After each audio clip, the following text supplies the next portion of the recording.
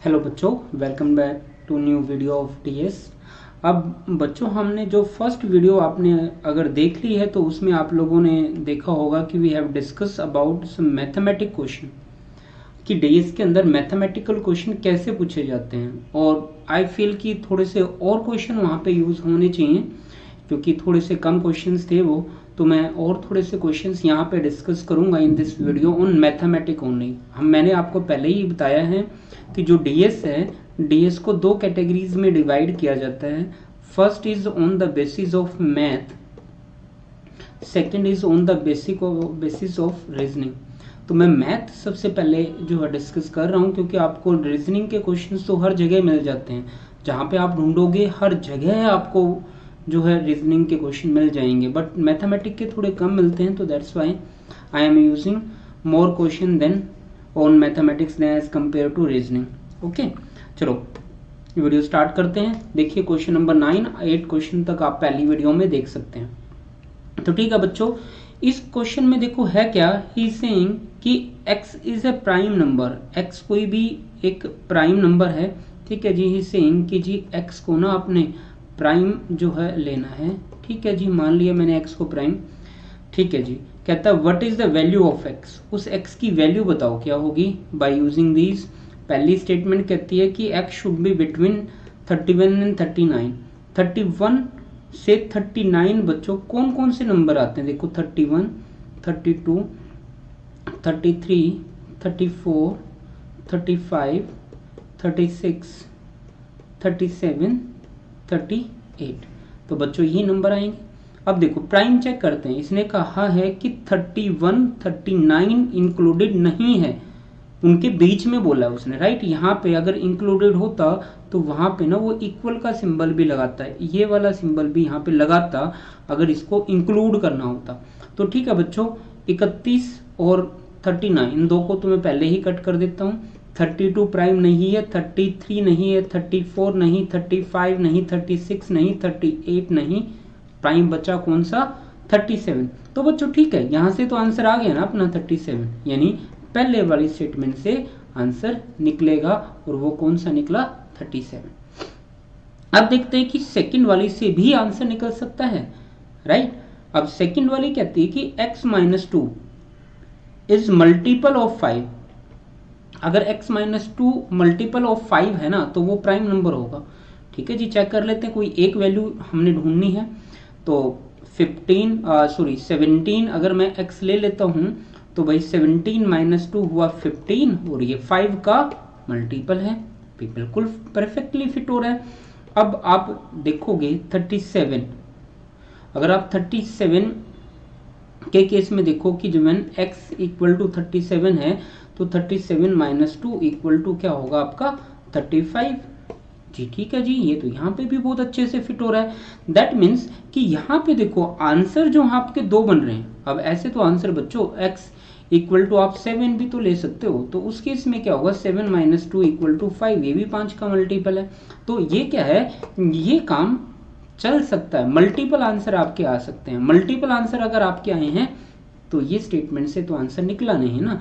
देखो बच्चों, x का मतलब ये नहीं होता कि x = 5, चलो जी चले गए, x = आपका 7, 17, x = 37, कोई भी एक हो, चलो जी ठीक है। नहीं बच्चों, इनमें से कोई एक ही आंसर निकलना चाहिए। अगर मल्टीपल आंसर निकलते हैं तो वो आंसर कभी भी आपका नहीं है डीएस में, याद रखना। तो सेकंड का कोई रोल नहीं है यहाँ पे। चलो जी नेक्स्ट क्वेश्चन पे बढ़ते हैं। नेक्स्ट क्वेश्चन है what is the value of integer x। अब x की वैल्यू मैंने बतानी है।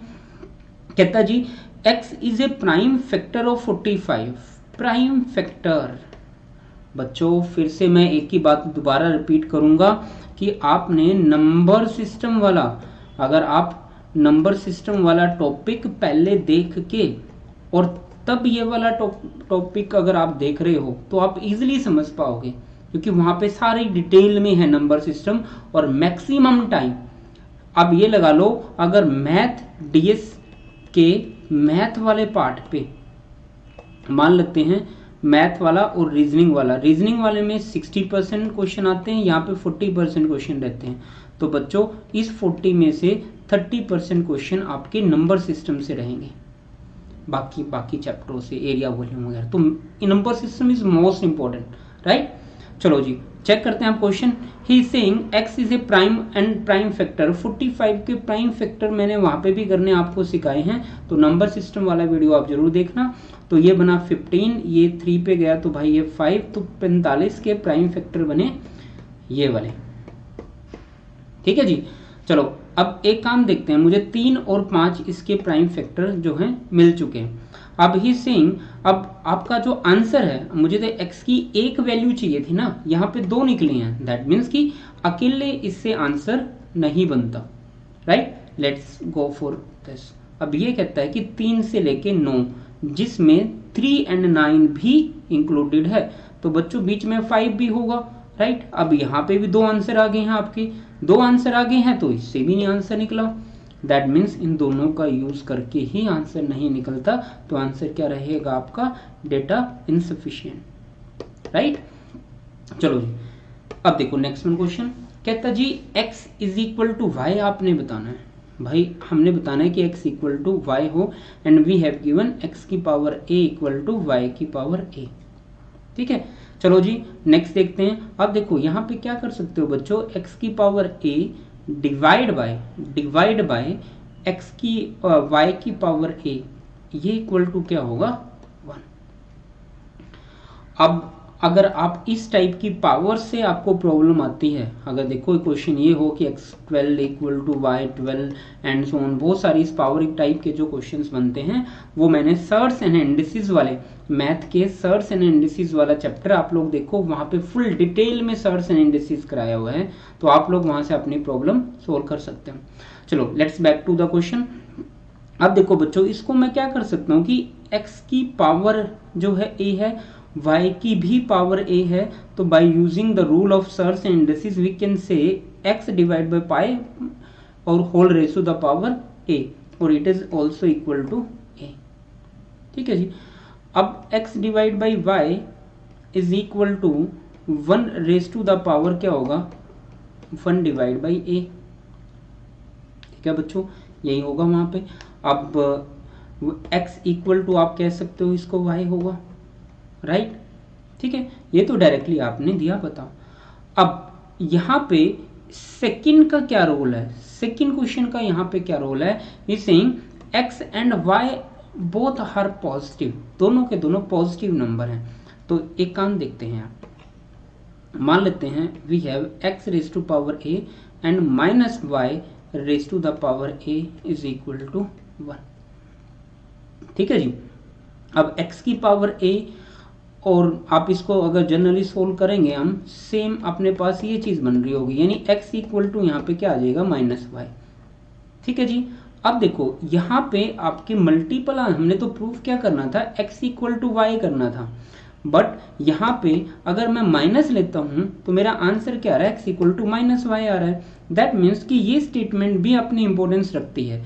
अगर x और y पॉजिटिव नंबर नहीं होंगे तो वो इस क्वेश्चन में वो इक्वल नहीं आ सकते, क्योंकि यहाँ पे क्या लिया मैंने, x equal x and y equal to positive number, यहाँ पे क्या लिया है, x equal to positive, y equal to negative, देखा कि इक्वल नहीं आते, तो दोनों स्टेटमेंट यूज करके आपका बच्चों आंसर यहाँ पे बना है, ठीक है।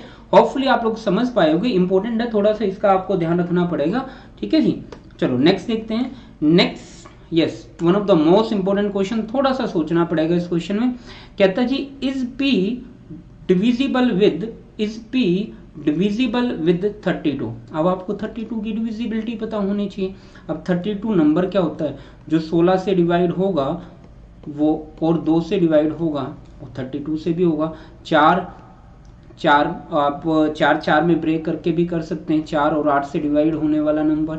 आप यहाँ पे और क्या कर सकते हैं, 16 2 हो गया, 4 वो मीन्स सेम ही आ जाएगा, आप सेम सर्कल बन रहा है, तो आपको उसके ज़्यादा सोचने की लोड़ नहीं है।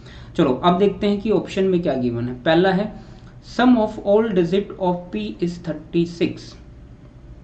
मान लेते हैं बच्चों ये डिजिट है वहां पे, इन सब का सम 1 2 3 4 5 सब का सम, चाहे 5 हो एंड सो ऑन कितने भी हों, तो इन सब का सम 36 है। अब देखो सम वाला फॉर्मूला किस पे लगता होता है आपका, वो लगता है 3 और 9 पे। दैट मीन्स कि ये जो नंबर है ना 3 और 9 से डिविजिबल है।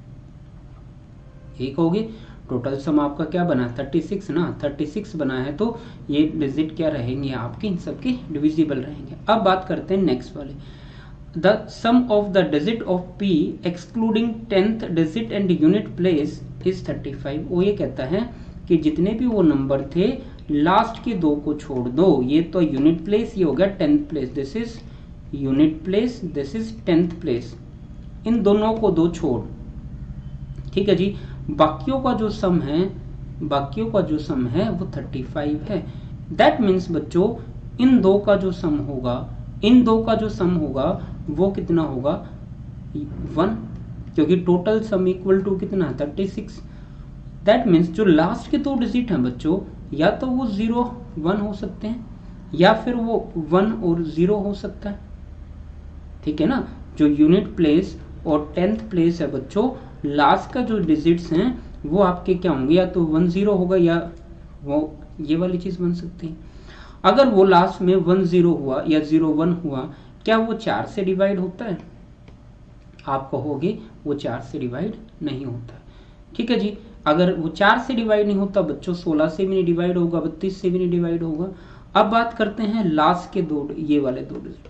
अगर इन दो डिजिट की आप बात करोगे, क्या ये डिजिट 4 से डिवाइड होते हैं? जी नहीं होते, क्योंकि लास्ट के दो डिजिट आपके 4 से डिवाइड होने चाहिए, तभी कोई नंबर 4 से डिवाइड हो सकता है। दैट मीन्स कि इससे भी नहीं आंसर निकला, इससे भी नहीं निकला, दोनों को मिला के किया, दोनों को मिला के भी नहीं आंसर निकला, तो बच्चों आंसर क्या रह जाएगा यहाँ पे, डेटा इनसफिशिएंट। होपफुली आपको कंसेप्ट क्लियर हो रहा होगा कि क्वेश्चन को भागना नहीं है, क्वेश्चन से जितना भागोगे प्रॉब्लम वहां पे आएगी। आपकी बेसिक क्लियर होना चाहिए। देखो जैसे ही हमें दिखता है कि 36 का तो कोई लिंक नहीं है, 32 की डिविजिबिलिटी वैसे ही नहीं बनती कोई, ठीक है। तो बच्चों क्वेश्चन पे फोकस करो, क्वेश्चन कहना क्या चाहता है, आपने करना क्या है, सब कुछ सोल्व हो जाएगा वहां पे अगर आपने क्वेश्चन पे फोकस किया होगा, ठीक है। तो होपफुली आप लोगों को ये क्वेश्चन समझ आया होगा, और ये थोड़े से और क्वेश्चन थे मैथमेटिक्स के ऊपर। टिल देन बच्चों थोड़े से मैं और क्वेश्चन मैथमेटिक्स के ऊपर और भी लेके आऊंगा एक वीडियो, उसमें आपको और डिटेल में क्लियर हो पाएगा। Till then thank you so much बच्चों, let's meet with the second type. Second type कौन सा?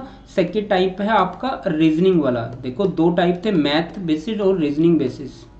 तो अब मैं रीजनिंग वाले क्वेश्चन की बात करूंगा कि रीजनिंग के ऊपर किस वे से डीएस में क्वेश्चन पूछे जाते हैं, वो काफी इजी होते हैं, वो इजीली आप लोग कर पाओगे। Till then thank you so much.